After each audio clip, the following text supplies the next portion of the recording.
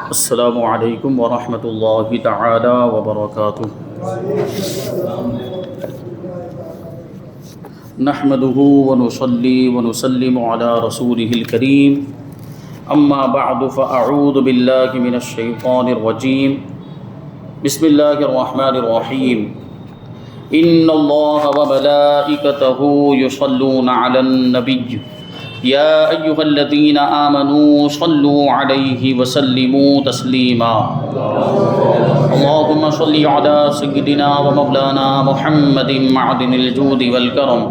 وآلہ الکرام وابنہ الکریم وبارک وسلم صلاۃ وسلاما علیک یا رسول اللہ صلی اللہ تعالی علیہ وسلم۔ حضور پاک صلی اللہ علیہ وسلم کی ازواج مطہرات کا تذکرہ جاری ہے۔ اس سے پہلے حضرت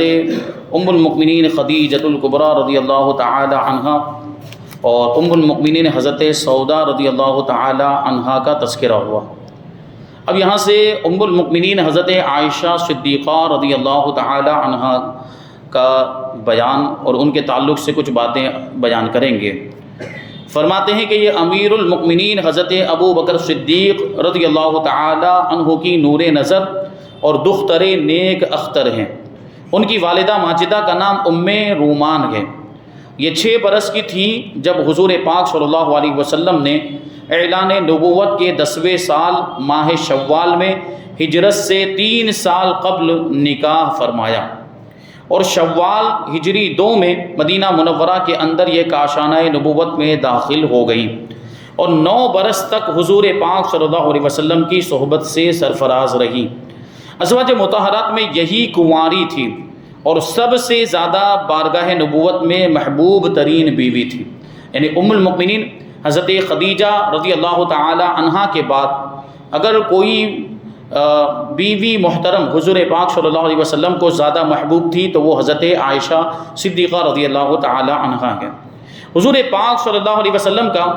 ان کے بارے میں ارشاد ہے کہ کسی بیوی کے لحاف میں میرے اوپر وحی نازل نہیں ہوئی مگر حضرت عائشہ جب میرے ساتھ بستر نبوت پر سوتی رہتی ہیں تو اس حالت میں بھی مجھ پر وحی الہی اترتی رہتی ہے۔ یہ خصوصیت ام المؤمنین حضرت عائشہ صدیقہ رضی اللہ تعالی عنہا کو حاصل ہے۔ بخاری مسلم کی روایت ہے کہ حضور پاک صلی اللہ علیہ وسلم نے حضرت عائشہ رضی اللہ تعالی عنہا سے فرمایا کہ 3 راتیں میں خواب میں یہ دیکھتا رہا کہ ایک فرشتہ تم کو ایک ریشمی کپڑے میں لپیٹ کر میرے پاس لاتا رہا، یعنی ام المؤمنین کی صورت، ام المؤمنین کی تصویر، یہ حضور پاک صلی اللہ علیہ وسلم کے پاس ایک فرشتہ ایک ریشمی کپڑے میں لپیٹ کر لاتا رہا اور مجھ سے یہ کہتا رہا کہ یہ آپ کی بیوی ہیں۔ جب میں نے تمہارے چہرے سے کپڑا ہٹا کر دیکھا تو ناگہاں وہ تم ہی تھی۔ اس کے بعد میں نے اپنے دل میں کہا کہ اگر یہ خواب اللہ تعالیٰ کی طرف سے ہے تو وہ اس خواب کو پورا کر کے دکھائے گا، اور پھر ایسا ہی ہوا کہ ام المؤمنین حضرت عائشہ حضور پاک صلی اللہ علیہ وسلم کے نکاح میں آئیں۔ فقہ و حدیث کے علوم میں، فقہ مطلب جو مسئلے مسائل کا اور شریعت کے احکام کا جو علم ہوتا ہے اس کو فقہ کہا جاتا ہے، اور حدیث تو جانتے ہی ہیں حضور پاک صلی اللہ علیہ وسلم کے ارشادات، حضور پاک صلی اللہ علیہ وسلم نے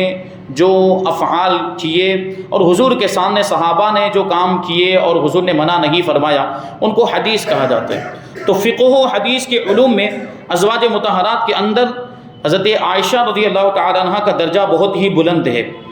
2210 حدیثیں انہوں نے حضور پاک صلی اللہ علیہ وسلم سے روایت کی، یعنی مرد صحابہ کرام میں اکثر اتنی زیادہ روایتیں نہیں ہوں گی جتنی روایتیں ام المؤمنین حضرت عائشہ سے مروی ہیں، کیونکہ ظاہر سی بات ہے کہ حضور پاک صلی اللہ علیہ وسلم کی بیوی محترمہ ہیں اور پھر حضور پاک صلی اللہ علیہ وسلم سے قرب حاصل تھا، حضور محبت بھی فرماتے تھے، تو اسی وجہ سے یہ، اور اللہ تبارک و تعالیٰ نے پھر ویسی ذہانت بھی عطا فرمائی، علم بھی ویسا عطا فرمایا تھا، تو یہ حدیثیں ام المؤمنین نے سن کر لوگوں سے بیان کی۔ ان کی روایت کی ہوئی حدیثوں میں سے 174 حدیثیں ایسی ہیں جو بخاری اور مسلم دونوں کتابوں کے اندر موجود ہیں۔ بخاری مسلم کو فضیلت اس وجہ سے حاصل ہے کہ یہ جو دو کتابیں ہیں، بخاری کے بارے میں تو یہاں تک فرمایا گیا کہ قرآن کے بعد سب سے معتبر کتاب اگر کوئی ہے تو وہ بخاری شریف ہے، اس کے بعد مسلم شریف کا درجہ آتا ہے، یعنی حدیث کی کتابوں میں یہ دو کتابیں بہت معتبر مانی جاتی ہے۔ اور ایک لفظ آپ سنتے رہتے ہوں گے، صحاح ستہ۔ صحاح ستہ کا کیا مطلب ہوتا ہے؟ حدیث کی 6 کتابیں جو بہت زیادہ معتبر مانی جاتی ہیں اور جن کے اندر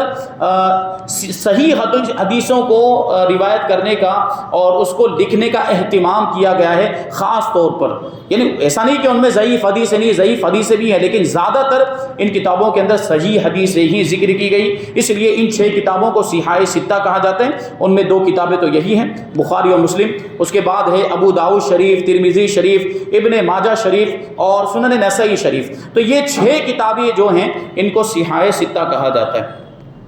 تو 174 حدیثیں بخاری مسلم کے اندر موجود ہیں اور 54 حدیثیں ایسی ہیں جو صرف بخاری شریف میں ہیں، اور 68 حدیثیں وہ ہیں جن کو صرف امام مسلم نے اپنی کتاب صحیح مسلم میں تحریر کیا ہے، اور ان کے علاوہ باقی حدیثیں احادیث کی دوسری کتابوں میں مذکور ہیں۔ یعنی صحاح ستہ کے علاوہ بھی بہت ساری کتابیں ہیں، حدیث کی کتابیں، اور ان میں بھی معتبر حدیثیں اور بہت سی معتبر کتابیں موجود ہیں۔ ابن سعد نے حضرت عائشہ رضی اللہ تعالی عنہا سے نقل کیا ہے کہ خود حضرت عائشہ رضی اللہ تعالی عنہا فرمایا کرتی تھی کہ مجھے تمام ازواج مطہرات پر ایسی 10 فضیلتیں حاصل ہیں جو دوسری ازواج مطہرات کو حاصل نہیں ہوئی، یعنی 10 خصوصیتیں ام المؤمنین کو ایسی ملی جو کسی دوسری بیوی محترم کو نہیں ملی۔ پہلی خصوصیت کہ حضور پاک صلی اللہ علیہ وسلم نے میرے سوا کسی دوسری کنواری عورت سے نکاح نہیں فرمایا، یعنی حضور پاک صلی اللہ علیہ وسلم کی جو دیگر ازواج مطہرات ہیں حضرت عائشہ کے علاوہ وہ یا تو طلاق شدہ تھیں یا پھر بیوہ تھیں، کنواری اگر کوئی تھی حضور کی بیوی تو وہ حضرت عائشہ رضی اللہ تعالی عنہا ہی تھی۔ دوسرے نمبر پر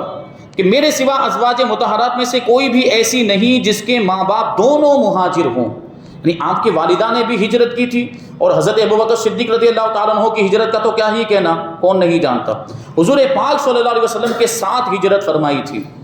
تو دونوں مہاجر یعنی ماں باپ دونوں مہاجر۔ تیسرے نمبر پر اللہ تعالیٰ نے میری براءت اور پاک دامنی کا بیان آسمان سے قرآن میں نازل فرمایا۔ تہمت والا واقعہ تفصیل کے ساتھ بیان کیا گیا تھا اس سے پہلے کہ ام المؤمنین پر تہمت لگی تھی، تو اس سے براءت کے لیے اللہ تبارک و تعالیٰ نے قرآن میں آیتیں نازل فرمائی تھی۔ نمبر 4، نکاح سے قبل حضرت جبرائیل علیہ السلام نے ایک ریشمی کپڑے میں میری صورت لا کر حضور پاک صلی اللہ علیہ وسلم کو دکھائی تھی، اور آپ 3 راتیں خواب میں مجھے دیکھتے رہے۔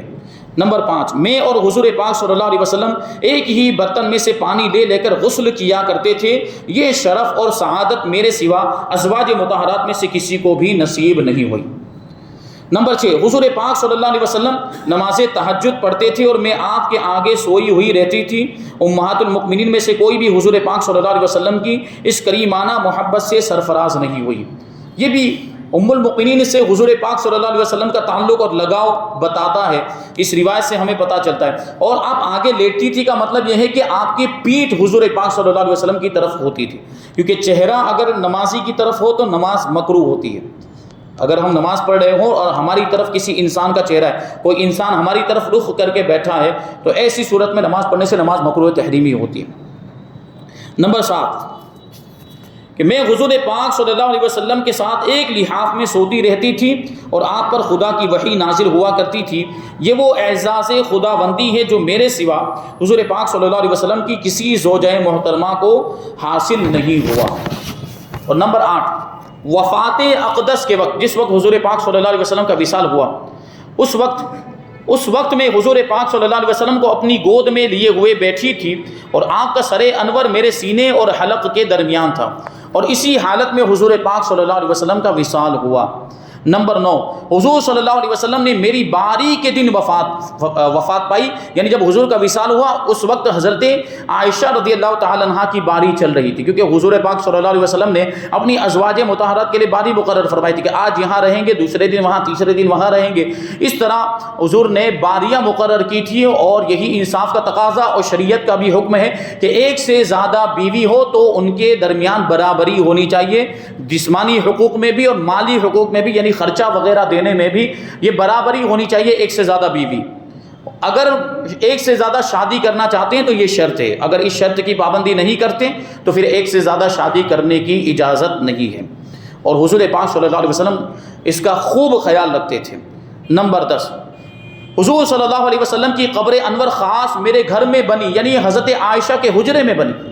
حضور پاک صلی اللہ علیہ وسلم نے جہاں حضرت عائشہ رضی اللہ تعالیٰ عنہ کا حجرہ بنوایا تھا اسی میں حضور پاک صلی اللہ علیہ وسلم کی قبر مبارک ہے۔ عبادت میں بھی آپ کا مرتبہ بہت ہی بلند ہے۔ آپ کے بھتیجے حضرت امام قاسم بن محمد بن ابو بکر صدیق رضی اللہ تعالیٰ عنہ کا بیان ہے کہ حضرت عائشہ رضی اللہ تعالیٰ عنہ روزانہ بلا ناغہ نماز تہجد پڑھنے کی پابند تھی، اور اکثر روزہ دار بھی رہا کرتی تھی۔ سخاوت اور صدقات و خیرات کے معاملے میں بھی تمام امہات المؤمنین میں خاص طور پر بہت ہی ممتاز تھی۔ ام درہ رضی اللہ تعالیٰ عنہ کہتی ہیں کہ میں حضرت عائشہ رضی اللہ تعالیٰ عنہ کے پاس تھی، اس وقت 1,00,000 درہم کہیں سے آپ کے پاس آئے، آپ نے اسی وقت ان سارے درہموں کو لوگوں میں تقسیم کر دیا، اور 1 درہم بھی گھر میں باقی نہیں چھوڑا۔ اس دن وہ روزہ دار تھی، روزہ رکھا ہوا تھا، تو میں نے عرض کیا کہ آپ نے سب درہموں کو بانٹ دیا اور 1 درہم بھی باقی نہیں رکھا تاکہ آپ گوشت خرید کر روزہ افطار کرتی، یعنی روزہ افطار کرنے کا بھی انتظام نہیں تھا، وہ سارے درہم خرچ کرتی ہے اور تقسیم فرماتی ہے۔ تو آپ نے فرمایا کہ تم نے اگر مجھ سے پہلے کہا ہوتا تو میں 1 درہم کا گوشت منگا لیتی۔ یہ ام المؤمنین کے سخاوت کا عالم۔ حضرت عروہ بن زید رضی اللہ تعالیٰ عنہما جو آپ کے بھانجے تھے، ان کا بیان ہے کہ فقہ و حدیث کے علاوہ میں نے حضرت عائشہ رضی اللہ تعالیٰ عنہ سے بڑھ کر کسی کو اشعار عرب کا جاننے والا نہیں پایا، یعنی عرب کے اشعار، یہ اشعار اور قصیدہ گوئی میں عرب بڑے مشہور تھے اور بڑے بڑے قصیدے لکھا کرتے تھے، سینکڑوں کی تعداد میں اشعار لکھتے تھے اور پھر بیان کرتے تھے اور پھر چیلنج کرتے تھے ایک دوسرے کو کہ اس سے بہتر کون لکھ سکتا ہے۔ یہ فصاحت و بلاغت کا عرب کے لوگوں کا معاملہ تھا۔ ام المؤمنین کو بہت سارے اشعار یاد تھے اور وہ دوران گفتگو میں ہر موقع پر کوئی نہ کوئی شعر پڑھ دیا کرتی تھی جو بہت ہی برمحل ہوا کرتا تھا، یعنی موقع محل کے حساب سے بالکل وہ شعر ہوتا تھا اور بالکل منطبق ہو جاتا تھا اور وہ سیٹ ہو جاتا تھا اس کا معنی، اور وہ شعر بالکل برمحل ہوتا تھا۔ سوچیں آپ کہ وہ اشعار کو یاد کرنا، ام المؤمنین حدیثیں تو یاد رکھتی تھیں، ساتھ میں وہ اشعار بھی آپ کو یاد تھے۔ اب یہ دیکھیں علم طب، یعنی وہ علاج وغیرہ کرنے کا جو علم ہوتا ہے، اور مریضوں کے علاج و معالجے میں بھی انہیں بہت کافی مہارت تھی۔ حضرت عروہ بن زبیر رضی اللہ تعالیٰ عنہ کہتے ہیں کہ میں نے ایک دن حیران ہو کر حضرت بی بی عائشہ رضی اللہ تعالیٰ عنہا سے عرض کیا کہ اے اماں جان، مجھے آپ کے علم حدیث اور فقہ پر کوئی تعجب نہیں ہے، کیونکہ آپ نے رسول اللہ صلی اللہ علیہ وسلم کی زوجیت اور صحبت کا شرف پایا، یعنی آپ حضور کی بیوی ہیں تو حدیثیں تو ظاہر سی باتیں سنیں گی، تو حدیثوں میں مہارت ہے تو اس میں کوئی تعجب نہیں، اور آپ رسول اللہ صلی اللہ علیہ وسلم کی سب سے زیادہ محبوب ترین زوجہ مقدسہ ہیں۔ اسی طرح مجھے اس پر بھی کوئی تعجب اور حیرانی نہیں ہے کہ آپ کو اس قدر زیادہ عرب کے اشعار کیوں اور کس طرح یاد ہو گئے، اس لیے کہ میں جانتا ہوں کہ آپ حضرت ابوبکر صدیق رضی اللہ تعالیٰ عنہ کی نور نظر ہیں اور وہ اشعار عرب کے بہت بڑے حافظ اور ماہر تھے، یعنی حضرت ابوبکر صدیق کو بہت زیادہ اشعار یاد تھے، تو ان کی بیٹی ہے تو ظاہر سی بات ہے باپ سے یہ سلسلہ منتقل ہوتے ہوئے حضرت عائشہ تک پہنچا، آپ نے حضرت ابوبکر سے سن سن کر یہ اشعار یاد کر لیے ہوں گے، تو یہ بھی کوئی تعجب کی بات نہیں ہے۔ مگر میں اس بات پر بہت ہی حیران ہوں کہ آخر یہ طبی معلومات اور علاج و معالجہ کی مہارت آپ کو کہاں سے اور کیسے حاصل ہو گئی، علاج کرنے میں جو مہارت، دوا وغیرہ کی معلومات۔ تو یہ سن کر حضرت عائشہ رضی اللہ تعالی عنہا نے فرمایا کہ حضور پاک صلی اللہ علیہ وسلم اپنی آخری عمر شریف میں اکثر علیل ہو جایا کرتے تھے، یعنی بیمار پڑ جایا کرتے، اور عرب و عجم کے اطباء آپ کے لیے دوائیں تجویز کرتے تھے کہ حضور پاک صلی اللہ علیہ وسلم، ظاہر سی بات ہے آپ کا مرتبہ تو اس اعتبار سے جو بھی حضور پاک صلی اللہ علیہ وسلم کو جانتا تھا اور جو بھی اطباء حضور کو جانتے تھے، حضور کے تعلق سے ان کو معلومات تھی، تو وہ کوئی نہ کوئی دوا تجویز کرتے تھے کہ یہ دوا پلائی جائے، یہ علاج کیا جائے، یہ جڑی بوٹی دی جائے۔ اور ظاہر سی بات ہے ام المؤمنین اس وقت سب سے زیادہ قریب تھی، تو کوئی بھی طبیب یا کوئی بھی حکیم کوئی علاج بتاتا یا کوئی دوا تجویز کرتا تو ظاہر سی بات ہے وہ دوا پہلے ام المؤمنین کی معلومات میں آتی، ام المؤمنین کو اس کے بارے میں پتہ چلتا، کیونکہ وہی تو پہنچاتی تھی حضور پاک صلی اللہ علیہ وسلم تک وہ دوائیں یا جو بھی علاج کا ذریعہ ہوتا تھا۔ تو اس طرح معلومات ہو گئی۔ ہم اور آپ بھی اگر خدا نہ خواستہ اگر زیادہ بیمار ہوں اور مختلف قسم کی بیماریاں ہو جائے تو دواؤں کی معلومات ویسے ہی خود بخود ہو جائے گی، یا ہمارے گھر میں کوئی زیادہ بیمار رہتا ہو تو ہمیں دواؤں کی معلومات حاصل ہو جاتی کہ یہ دوا فلاں چیز کی، یہ دوا فلاں چیز کی ہے۔ تو ام المؤمنین کو اسی طرح یہ طب کی معلومات حاصل ہو گئی۔ تو فرماتی ہیں کہ میں ان دواؤں سے آپ کا علاج کرتی تھی، اس لیے مجھے طبی معلومات بھی حاصل ہو گئی۔ آپ کے شاگردوں میں صحابہ اور تابعین کی ایک بہت بڑی جماعت ہے، اور آپ کے فضائل و مناقب میں بہت سی حدیثیں بھی وارد ہوئی ہیں۔ 17 رمضان شب سہشنبہ یعنی منگل کی رات 57 ہجری یا 58 ہجری میں مدینہ منورہ کے اندر آپ کا وصال ہوا۔ حضرت ابو ہریرہ رضی اللہ تعالیٰ عنہ نے آپ کی نماز جنازہ پڑھائی، اور آپ کی وصیت کے مطابق رات میں لوگوں نے آپ کو جنت البقیع کے قبرستان میں دوسری ازواج مطہرات کے قبروں کے پہلو میں دفن کیا۔ آپ نے رات میں دفن کرنے کی وصیت فرمائی، کیوں؟ پردے کی پابندی کی وجہ سے، کہ وہ یہ بھی گوارہ نہیں کرتی تھی، امہات المؤمنین کے پردے کا عالم دیکھیں کہ وہ یہ بھی گوارہ نہیں کرتی تھی کہ ان کے جنازے کو بھی غیر مرد دیکھیں، اس لیے رات میں دفن کرنے کی وصیت فرمائی تھی۔ اب یہاں سے حضرت بی بی حفصہ رضی اللہ تعالی عنہ، ام المؤمنین حضرت حفصہ رضی اللہ تعالی عنہ کے والد ماجد امیر المؤمنین حضرت عمر ابن خطاب رضی اللہ تعالی عنہ ہیں، اور ان کی والدہ ماجدہ حضرت زینب بنت مزعون رضی اللہ تعالی عنہا ہیں، جو ایک مشہور صحابیہ ہیں، یعنی والد بھی صحابی، اور کیسے جلیل القدر صحابی، دوسرے خلیفہ حضرت امیر المؤمنین فاروق اعظم، اور والدہ بھی صحابیہ ہیں۔ حضرت حفصہ رضی اللہ تعالی عنہ کی پہلی شادی حضرت خنیس بن حذافہ سہمی رضی اللہ تعالی عنہ سے ہوئی، وہ بھی صحابی تھے، اور انہوں نے اپنے شوہر کے ساتھ مدینہ طیبہ کو ہجرت بھی کی تھی، لیکن ان کے شوہر جنگ بدر میں یا جنگ احد میں زخمی ہو کر وفات پا گئے، اور یہ بیوہ ہو گئی۔ پھر رسول پاک صلی اللہ علیہ وسلم نے 3 ہجری میں ان سے نکاح فرمایا، اور یہ ام المؤمنین کی حیثیت سے کاشان نبوت کی سکونت سے مشرف ہو گئی، یعنی حضور پاک صلی اللہ علیہ وسلم کے نکاح میں آئی، اور یہ شرف اور سعادت آپ کو حاصل ہوئی۔ یہ بہت ہی شاندار، بلند ہمت اور سخاوت شعار خاتون ہیں، حق گوئی، حق بولنے اور حاضر جوابی اور فہم و فراست میں اپنے والد بزرگوار کا مزاج پایا تھا۔ یعنی فاروق اعظم رضی اللہ تعالیٰ عنہ کے بھی واقعات آپ سنتے کہ حق گوئی اور بے باکی، کسی کی پرواہ نہیں کرتے تھے حق بات بولنے میں، اور فہم و فراست کا بھی معاملہ، حضرت فاروق اعظم کی سمجھ اور فہم و فراست اور آپ کی حکمت و دانائی کا معاملہ یہ تھا کہ بسا اوقات آپ کی رائے کے مطابق قرآن کی آیتیں نازل ہو جایا کرتی تھی۔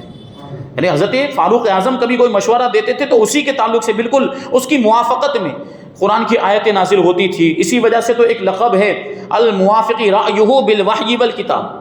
خطبے کے اندر یہ ہم جملہ سنتے ہیں کہ وہ فاروق اعظم کے جن کی رائے قرآن اور کتاب اللہ کے موافق ہو جایا کرتی تھی، تو یہ شان کے، تو یہ صفت فاروق اعظم سے منتقل ہو کر حضرت بی بی حفصہ رضی اللہ تعالیٰ عنہ کو ملی تھی، اور آپ اکثر روزہ دار رہا کرتی تھیں، اور تلاوت قرآن مجید اور دوسری قسم کی عبادتوں میں مصروف رہا کرتی تھی۔ ان کے مزاج میں کچھ سختی تھی، کیونکہ فاروق اعظم رضی اللہ تعالیٰ عنہ بھی مزاج میں سختی تھی ان کے، تو وہاں سے یہ صفت بھی آئی تھی۔ اسی لیے حضرت امیر المؤمنین عمر بن خطاب رضی اللہ تعالیٰ عنہ ہر وقت اس فکر میں رہتے تھے کہ کہیں ان کی کسی سخت کلامی سے حضور اقدس صلی اللہ علیہ وسلم کی دل آزاری نہ ہو جائے، یعنی ان کی زبان سے کوئی ایسی بات نکل جائے اور جس کی وجہ سے حضور کو تکلیف پہنچ جائے، آپ کے دل کو تکلیف پہنچ جائے۔ چنانچہ بار بار آپ ان سے فرمایا کرتے تھے کہ اے حفصہ،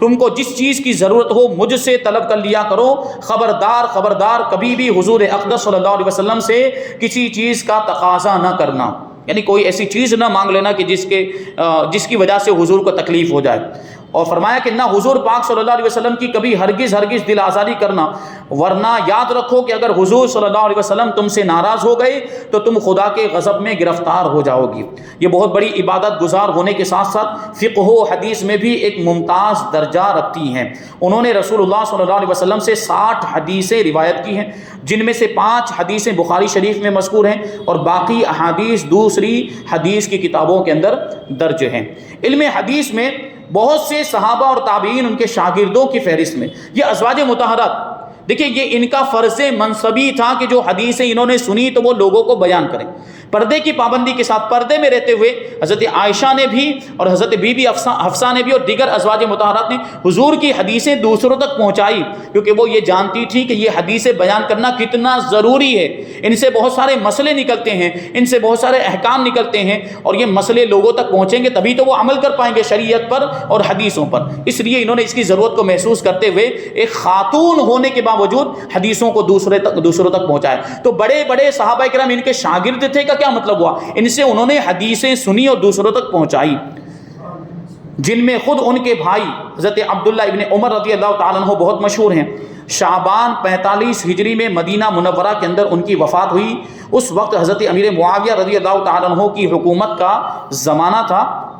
اور مروان بن حکم یہ مدینہ منورہ کا حاکم تھا، یعنی مدینہ منورہ کا گورنر تھا. اسی نے ان کی نماز جنازہ پڑھائی اور کچھ دور تک ان کے جنازے کو بھی اٹھایا. پھر حضرت ابو ہریرہ رضی اللہ تعالیٰ عنہ قبر تک جنازے کو کاندھا دیے چلتے رہے. ان کے 2 بھائی حضرت عبداللہ بن عمر اور حضرت عاصم بن عمر رضی اللہ تعالیٰ عنہما، اور ان کے 3 بھتیجے حضرت سالم بن عبداللہ، حضرت عبداللہ بن عبداللہ اور حضرت حمزہ ابن عبداللہ رضی اللہ عنہم نے ان کو قبر میں اتارا، اور یہ جنت البقیع میں دوسری ازواج مطہرات کے پہلو میں مدفون ہوئی. اور وفات کے وقت ان کی عمر 60 سال تھی یا 63 برس کی آپ کی عمر تھی.